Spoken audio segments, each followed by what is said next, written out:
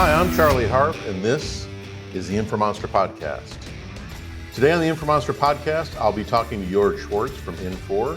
Joerg, welcome. Nice to be here, Charlie. We're delighted to have you on the podcast. One of the things I usually start off with is why don't you let the listeners know a little bit about yourself and how you found your way into healthcare? Yes, happy to share that. I started in healthcare in 1995. So some people say I'm just beginning, but You're a young whippersnapper. yes, that's right. But time flies when you're having fun. I got into healthcare because my sales manager at the time said, you know what, with the accounts that I can give you, there's not enough revenue that you can generate. So why don't you go and develop the healthcare segment?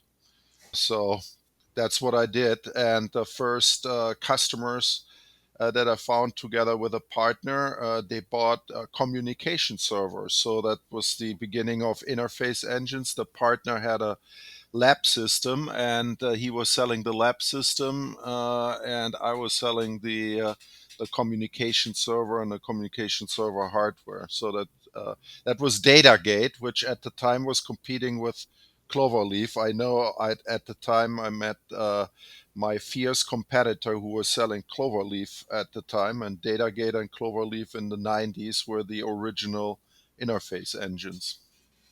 It's kind of funny how competitors become friends and friends become competitors in our industry. It's Absolutely. It's a very tight knit. You always have to be careful, because you never know if the person that's your mortal enemy is going to be your boss and trusted advisor at some point. That's right. Yeah. It's a funny industry. That's why HIMSS is such an interesting show, right? People people meet each other, and you have to check what's on your badge this year. Exactly. So you work at Infor. Can you talk a little bit about what Infor does and what your role is there?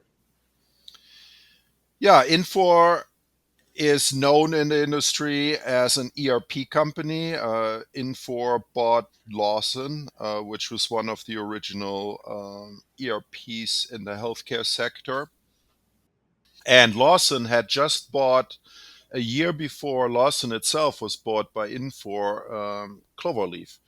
So I'm responsible for the Cloverleaf business as the industry and solution strategy director.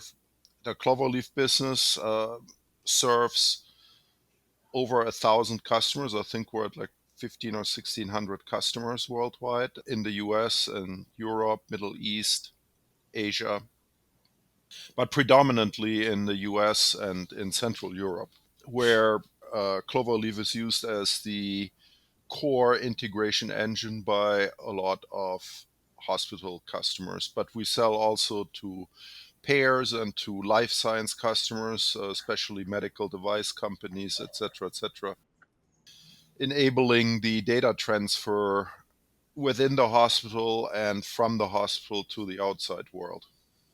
Yeah, Cloverleaf has been kind of a staple in the industry, doing that type of data exchange for as long as I can remember, as long as I've been plugged into the interoperability space. It's funny, we have a bunch of people in the Cloverleaf team that have 25 and 30-year tenure. So they were with the original team and they have been bought and sold many times. But the last 10 years Infor, and it's been a good ride. Infor is a good company and invests into Cloverleaf to keep it at the top of its game.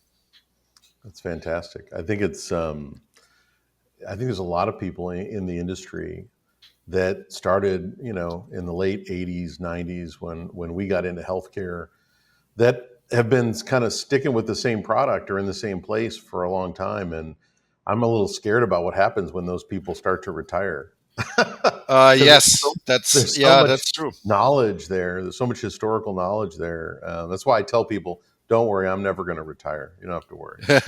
Um, Yeah, I'm like you. I always, when somebody asked me, I said I have another 10 years to go, but I've been saying that for 5 years now. So that 10 years is a sliding scale. well, But like but you're right. The downside of having a lot of people with long tenure in our professional services team and our consulting team, et cetera, is that some of them will retire pretty soon. So yeah, but the good thing is we have young people that are being trained and that will step into their footsteps. yeah, and then they'll be the old timers in 20 years. Yeah, exactly. And who knows? Maybe we'll be still around, Charlie. Of course we will. What do you mean, maybe? So, so in your tenure, in your role at Infor, and just in the industry, what's a notable trend, or what do you think is interesting about where we are today? Yeah, I think the role of interoperability has been changing. In the beginning, in the 90s, when we got started, interoperability was about connecting different systems with each other just for the bare necessities. And we were addressing problems like systems weren't even designed to be interoperable. So in the beginning, I remember we had cases where there were drivers for printer interfaces, for example, lab systems. So you had to capture the printer output and turn it into HL7v2 in order to get the lab results connected to the electronic medical record. So these were the problems that we were solving at the time. Nowadays, the role of interoperability is much more versatile because there's hundreds of applications in a modern hospital system, and everybody's talking about AI and machine learning and data analytics, advanced analytics, and somehow you have to get the data to fuel all this, and so there's a lot more demand, a lot more variety of data. We're talking about unstructured data in addition to structured and coded data. So yeah, definitely a lot of change. I remember back in my first job in healthcare, I worked for SmithKline Beecham Clinical Labs in their stat lab division. And a lot of what I did was building instrument interfaces, building reference lab interfaces with the old ASTM standard before it was HL7. Hmm. And, uh, and I remember, building interfaces to read data off of RS 232 ports Yes, and serial building my ports. own loopback connectors out of paper clips.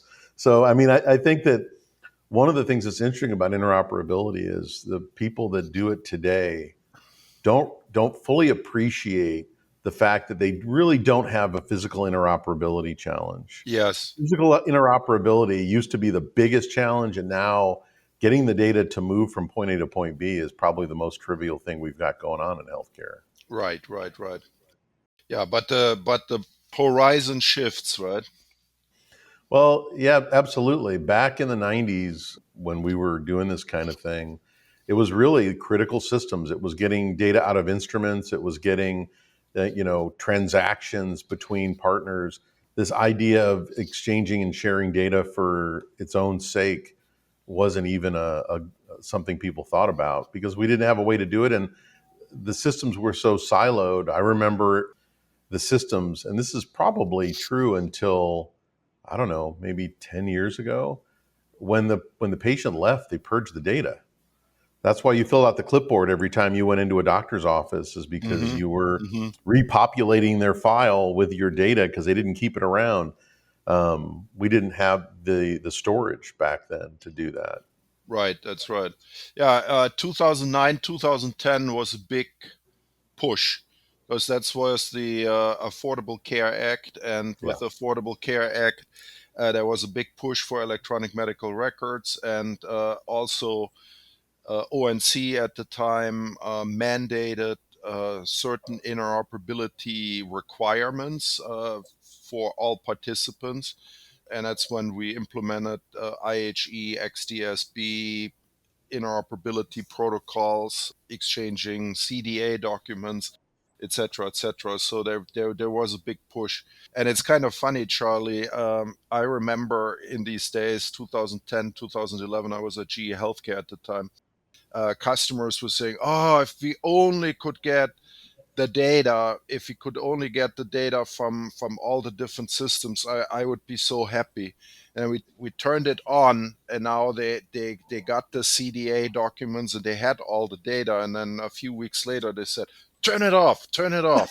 It's too much data. The CDAs have so much redundant data, and nobody has time to read through all of this. Turn it off, turn it off." I think It's be it's careful true, what and you it's wish for. part of the problem. I think at that point when the EMRs decided to stop purging data, they never really adopted an approach of creating a true continuum, like a true longitudinal record. They just stopped deleting things, and I think one of the side effects of that is when you go to share data, a lot of that data, a lot of the structured data is just replicated data. It's the same data Yeah, from every visit over and over and exactly. over again. Exactly. And Exactly. I think when I think about the challenges we have in our industry when it comes to the data that we share, we've got to get a lot better at summarizing kind of the current state of the patient and the relevant historical details of the patient, and not just basically turn on the fire hose and vomit our history out of our database into the network. I think that that's one of the challenges, because I think you're right. The problem people have when you talk about exchanging data, they're like, yeah, but it's so much, and I don't know what to do with it. Right. And Exactly. if you can't ingest it, then you're putting it in front of a human, and what human is going to sit there and read through 10 years of encounter notes? It's not going to happen. Right. And that was the fallacy or the problem with CDA documents, because they just get longer and longer and longer as data is amended, and doctors just don't have the time, or any care provider has the time to read through all these documents and find, maybe the same encounter 5 times because it was bouncing back between different providers. And you get all this repetition and redundancy. You get stuff that is not interesting. If somebody had a broken bone 3 years ago, that might not be relevant for you. You know. Or they were pregnant in 1987.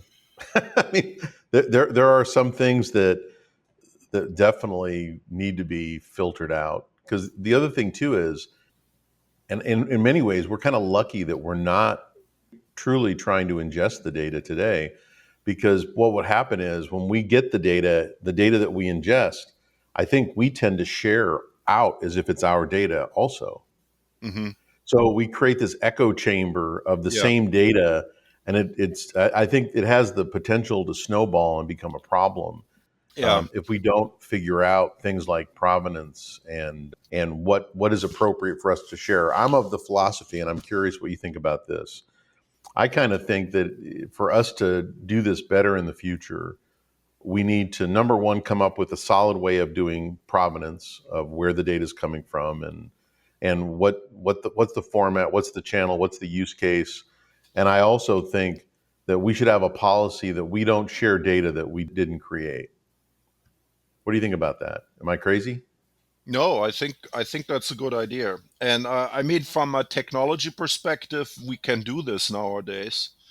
With FHIR, we can keep track of provenance. For example, we have a FHIR server that keeps track of provenance, so you can separate data based on where it comes from.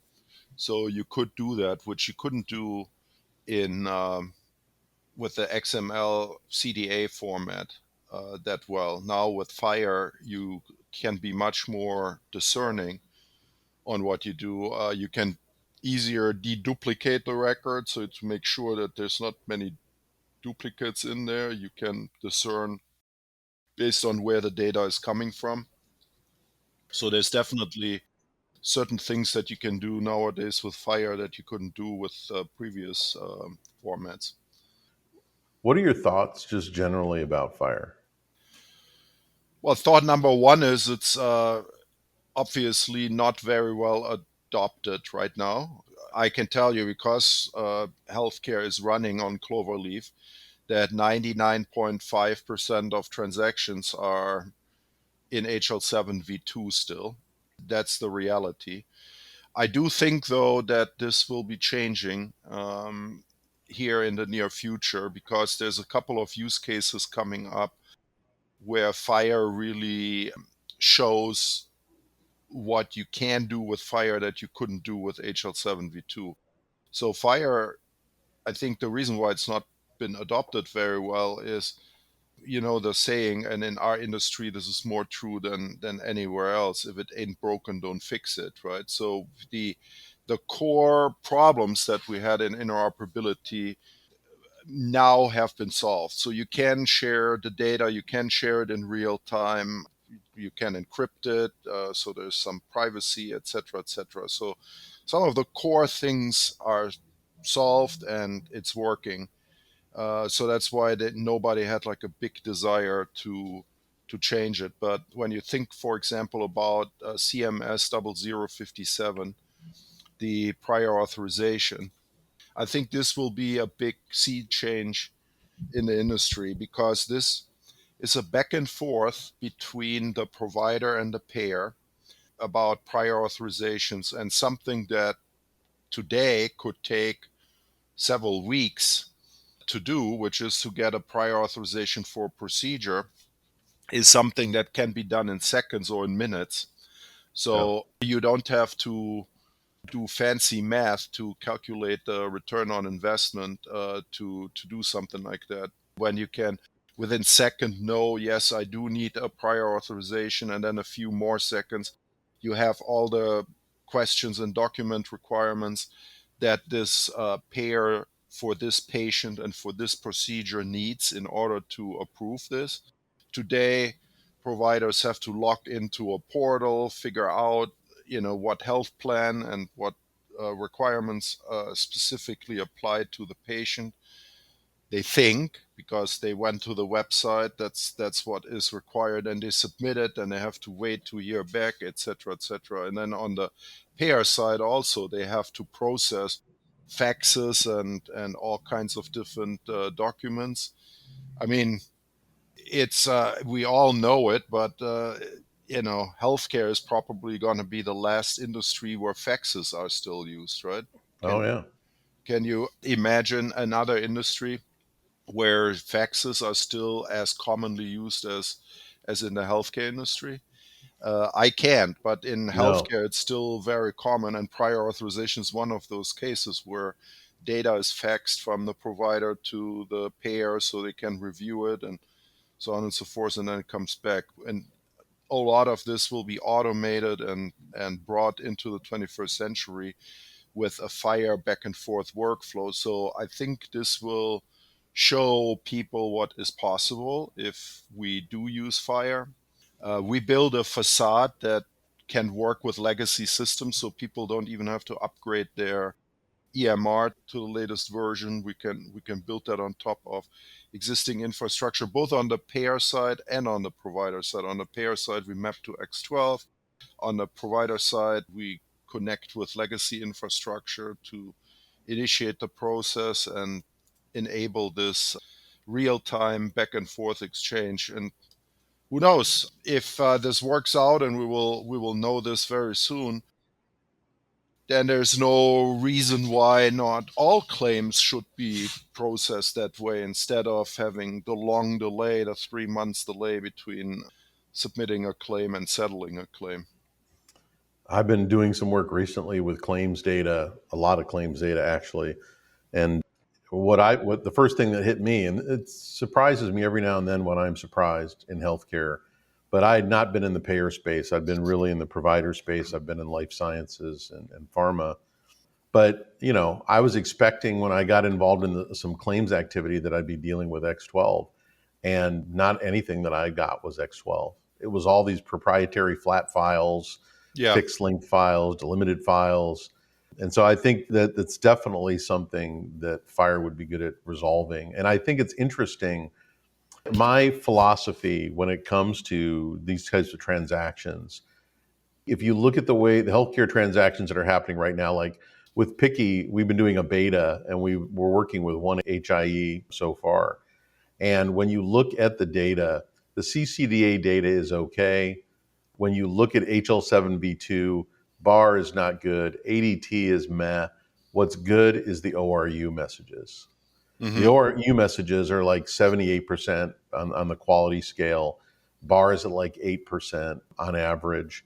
And I think that this payer example you're talking about with FHIR and the CMS 0057, I think that for us to really tighten down and focus on getting something right, there has to be some kind of either regulatory pressure or monetary benefit.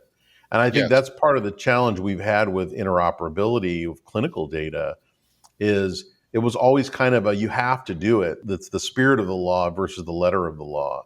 You have to do it, but I kind of believe today that nobody is truly ingesting this clinical summary data that we're exchanging in a meaningful way, which is why it's never really become something that people feel like they can trust and rely on, and why we've never really focused on the quality before now. Because unlike a financial transaction like a claim or a prior auth, there's been no direct benefit that somebody feels like, yes, this delivered a lot of value. I think Hmm. when it comes to clinical interoperability, the value is speculative, but we don't have a way to put our finger on it and say, this is what drives value. And I think that's starting to change with all the things we're trying to do with value based care and AI. Yeah, 100%. Value-based care is going to be a big driver. The prior authorization is going to be a big value for providers, administrative burden, etc. And as you said, value-based care cannot exist without data and data analytics. A lot of people have realized this. In the fee-for-service world, it's all about volume and being efficient in providing large volume of services.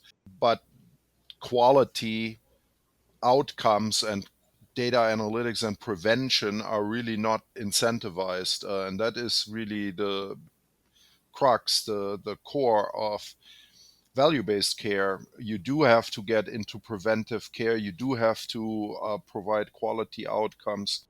And for that, you do need data analysis. And that requires a lot more data and understanding the data than we've needed in the past. I mean, it all goes back to that report from the Institute of Medicine, the To Err is Human report. Yeah, It kind of drove CPOE and all these initiatives around the absolutely. fact that, Hmm. how can we get software to augment a provider to improve the quality of care? And I think that that's been very speculative. I was in the decision support business, and even with good decision support, there's a lot of things that don't get incorporated into the data in a way that can really support the provider outside of the provider making their own cognitive leaps and ideas and decisions about what's happening with the patient. A good example is care gaps, right? I recently published a paper about this.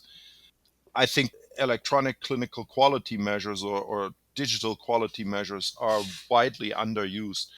There are hundreds of quality measures that kind of represent the best practice of care, but EMRs use them today only to report, meaning you run the report once a year and you say, this is my quality. So we want to change this. We're working on a product right now that you can run every week. You can consolidate the data from across your ACO, your care network, and run it against quality measures to identify where are gaps in care. And that's one thing that EMRs don't do today proactively, right? They record what the doctor does, but it doesn't tell the doctor what they should do. Oh, this person hasn't had a foot exam or an eye exam in over a year. This is what should be done. And it's understandable. Care providers have a lot on their plate. They have to see a lot of patients. How can they know what they should be doing with each patient, right? So specifically for that particular patient. And if we could get closer to this, be more prescriptive, this is where the care gaps are for this particular patient, I think this would go a long way in improving quality. Well, one of the things that's interesting, so several years ago, we have a product called the Inference Engine. I think we call it the Advanced Clinical Awareness Suite. But what it does is it looks at the data, and it's a data quality analysis tool that looks at the data, looks across all the things that it can see about the patient. And we've built inferences, my clinical team has, to look for things that are missing or that don't look right or that indicate something. And one of those was something that looked for a diabetic patient. So what it Hmm. did is it looked at the patient's data, and if the patient had no mention of diabetes, it looked at their lab results, it looked at their medications, it looked at their comorbidities, and it would basically create a message that said, hey, this patient looks like an undocumented diabetic. Because to your point, gaps in care, to be able to see that there's a gap in care, you have to have a clear picture of what Yeah. is going on with the patient. What was interesting about this, Jorg, was in a 6 month period in this one health system, we found 3,600 undocumented diabetics Wow. 3,600 out of how many? out of about a million patients. Wow. We That's found, I think, amazing. 2,300 undocumented heart failure patients by looking at ejection fraction data. Hmm.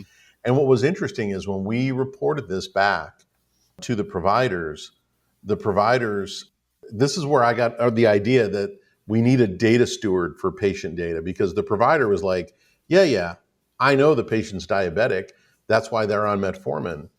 And I put that in my note, but it Yes. never Yes. made it into the structured data. And I Oh, don't yeah. think people realize that if it's not in the structured data, you're not getting credit for it in your quality measures. Those people aren't getting picked up by your care management programs that are making sure that everybody's getting their foot exam. Hmm. That data, you are missing those patients. They are invisible to the technology that we're employing to try to augment and help the provider. And so I just thought that was fascinating because they ended up not turning on the product because the provider was like, yeah, I already know. Hmm. Hmm. The Hmm. problem is the Interesting. software Yeah. doesn't really know. Yeah, that's right. So speaking of software augmenting care, what's your take on all the stuff that people are trying to do with AI, with generative AI right now? I like a quote that I heard from you at HIMSS, Oh, that AI on bad data is artificial stupidity. I I used that quote several times because we are working on a couple of projects. For example, we have a collaboration with NVIDIA. NVIDIA has a Holoscan platform, which is a RAG, rules as code. And a lot of people now talk about agentic AI. And in order to do agentic AI, you need to feed data into a RAG, rules as code, and develop the intelligence, so to speak, for agentic AI. So, in order to do that, we agreed on a data standard that we feed into the Holoscan platform, and then we take all the incoming data and convert it into that standard that NVIDIA expects. Because NVIDIA doesn't want to deal with all the complexity of different implementations. And let me tell you, you go into a healthcare system, and even let's say they have Epic, but they have three different instances of Epic. You see a huge variability between the three instances of Epic, right? So the saying that I've heard many times in the industry is 100% true. If you've seen one implementation of Epic, you've seen one implementation of Epic. And that that's can be totally true. even true within one system. So if one system has multiple instances, there can be variability. And variability is bad when you try to train a model, an AI model. You have to bring it into a normalized form to get good, solid, and consistent data, because if you train the algorithm and you train it on bad data, meaning that sometimes data sits in different places, and so the example that you brought is a perfect example. If I train the algorithm to look for diabetic diagnosis, and it's not there because it's sitting in the nodes but not in the coded information. It doesn't pick it up, so it now has patients that are diabetic and patients that are not diabetic grouped in the group of non-diabetic patients. And so all the lab results and everything that you train the AI on gets completely convoluted, because now you basically have diabetics and non-diabetics, but the AI thinks they're non-diabetic, so it cannot make any inferences when you feed lab results in that are accurate. So if you want accurate AI, and everybody's, you know, that when you go to a conference nowadays, everybody has AI. Everybody talks about AI. But if you don't have a clean, solid data foundation to base your AI models on, then the AI will not be good. That's, unfortunately, it's the old garbage in, garbage out principle, right? Absolutely. I think one of the challenges we have as human beings is we tend to anthropomorphize everything, whether we're looking at a cloud or we're looking at, our cat, or whether we're talking to AI. And I think that AI does a really good job of tricking us into thinking it's a really smart person, when in reality, AI is just a probabilistic algorithm that's looking at data patterns and turning it into information. And it does it incredibly well. But I don't think that we fully understand, as a layperson, I don't consider myself to be an AI wunderkind, but I think as a layperson, we don't always appreciate what biases do to AI. And exactly like you said, if I am training AI or I'm prompting AI with data that's not good, the result is not reliable, especially with the variability in the way that AI works. Yes. Hmm.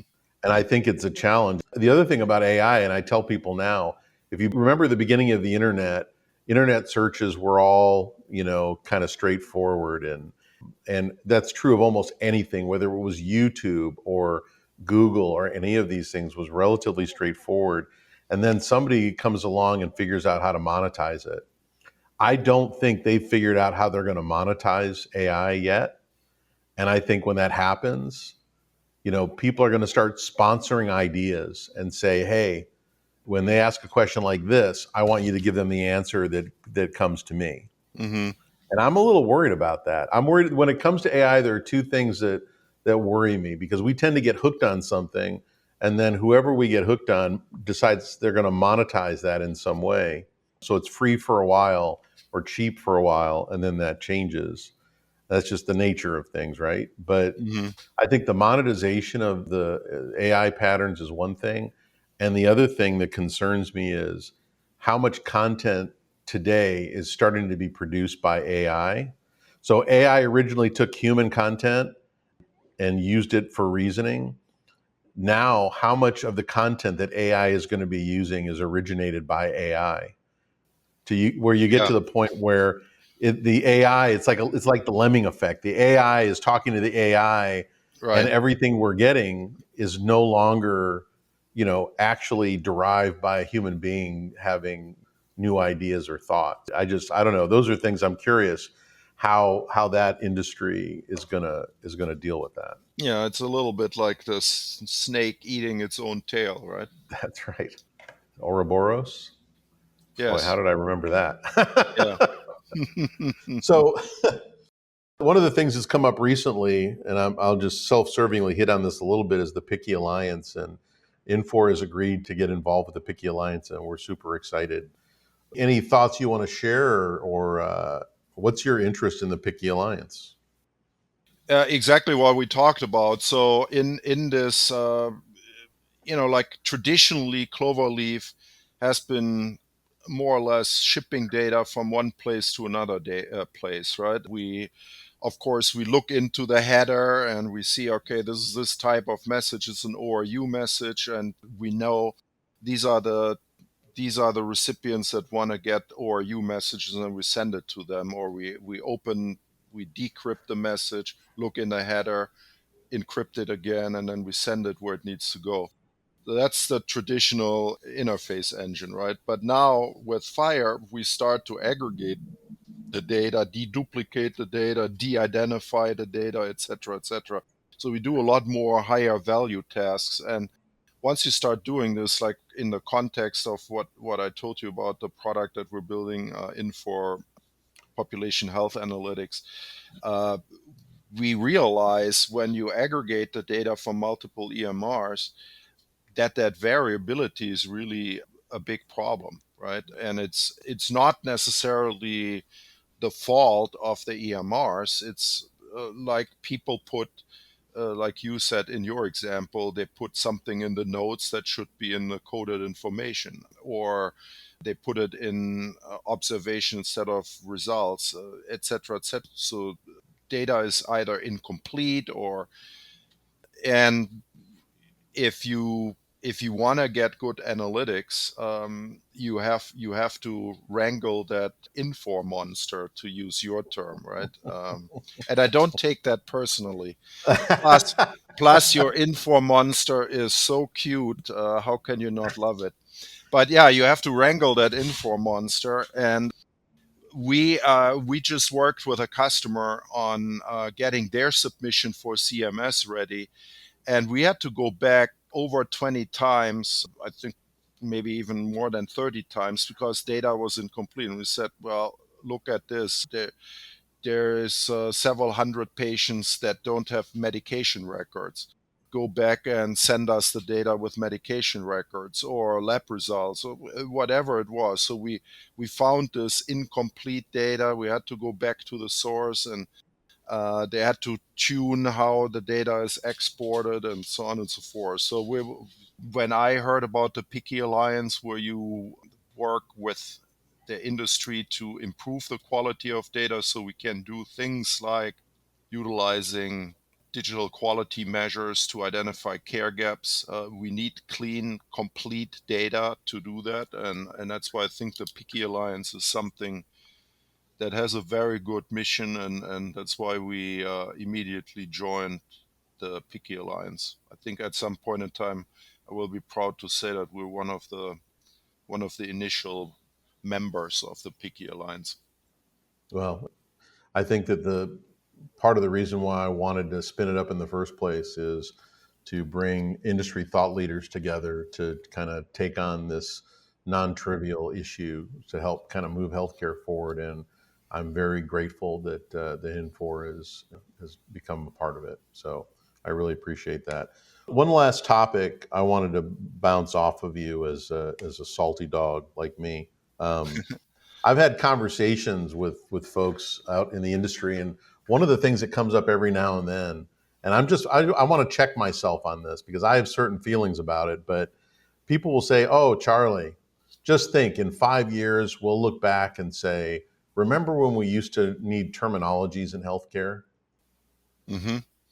The idea being that with the advent of AI, that we'll just be able to do everything we need to do on the unstructured data. Do you think that's realistic? I don't think that's realistic. I agree with you.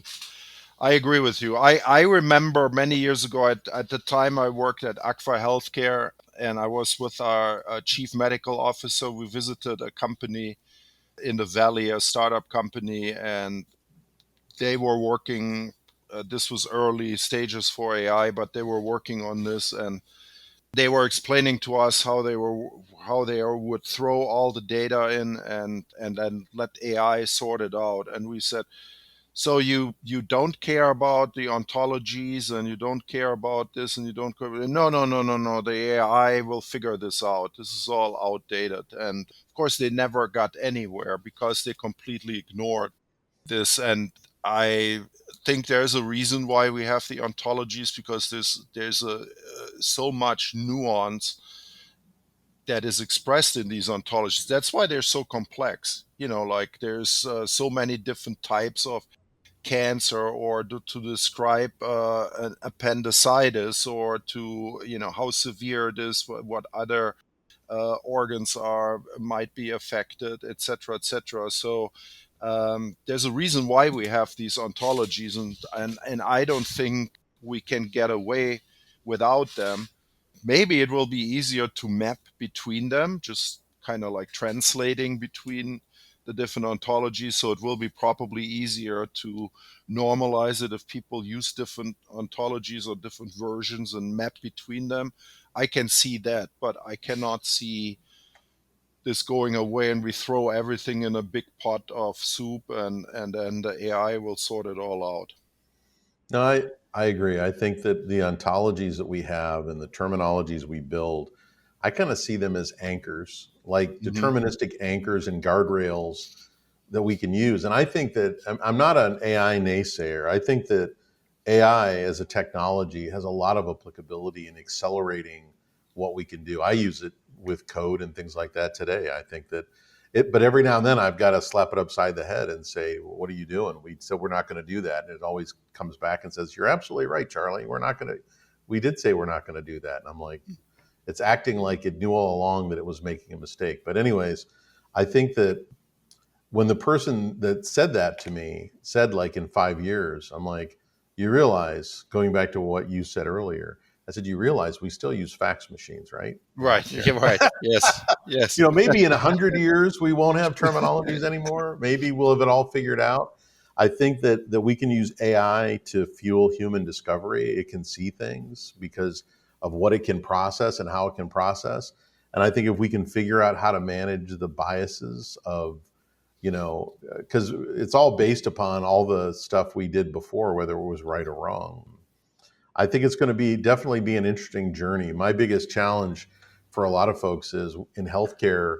I mean, we've done this with NLP, we've done this with other technologies. We try to adopt a technology, we don't use it correctly, and then we decide the technology is bad. And with AI, in fact, I've already kind of heard some of this is happening in parts of the payer industry where they have applied AI. It caused a bunch of issues, and now they're saying we're not going to use AI anymore. So I just think that we have to be smart about how we apply AI to the problems and not just assume that it's going to replace, and handle everything for us. I just don't think that's realistic. Absolutely. Remember when IBM Watson came out and how they Yeah. said they could replace like the radiologist, and Yep. because the AI can be better, Watson can be better in examining pictures than a radiologist, and blah blah blah. And that all was hype and obviously wasn't true, and created a lot of skepticism that vanished when OpenAI came out with the generative AI, and people are now enthusiastic again. But I think we will go through this same hype cycle, and at Yeah. some point in time, we get to the realistic expectations and the realistic use cases. And by the way, to pick up on something that you said, I moderated a panel last year with a bunch of people from the healthcare industry, and I asked the audience who was using still faxes, and a lot of hands went up. And at the end of the panel, I asked, "Do you think we will still use faxes in 5 years?" And a lot of hands went up. So I think you said in 5 years AI will replace everything. Well, according to my panel and the audience last year, in 5 years we'll be still using faxes. Every now and then I do come up with a thought where I'm like, I wish I had a fax machine or a dot matrix printer. There are certain things that were just right for certain use cases, but Yeah. I'm an old timer. I guess that's expected. Well, the thing that I'm excited about is I'm super excited about what's happening with data quality, and I feel like AI has kind of been a weird driver to a wake up call that the data quality needs to be better. Because I've Yeah. been beating my head against that wall for 15 years where people don't believe the data is not good. And I think having a way to measure it will lead to improving it. And I'm super excited about that because I think if we can do that, there are so many use cases downstream of accepting trusted data, whether it's for old school analytics and population health and measures or AI. So, and I'm excited that there are organizations like Infor that are kind of embracing all this stuff to help make things better. So, any last thoughts before we wrap it up for today? No, it's a valiant conquest to go for data quality, and I couldn't agree more with you, Charlie. That's why I fully embrace the Informonster. Well, and I officially on this podcast accept Joerg Schwarz is the OG Infor monster. Now and forever. Okay, All right. I take it. I take it. All right, my friend. Well, hey, thank you for your time today. I really appreciate it. I am Charlie Harp, and thanks to everybody for listening. This has been the Informonster Podcast.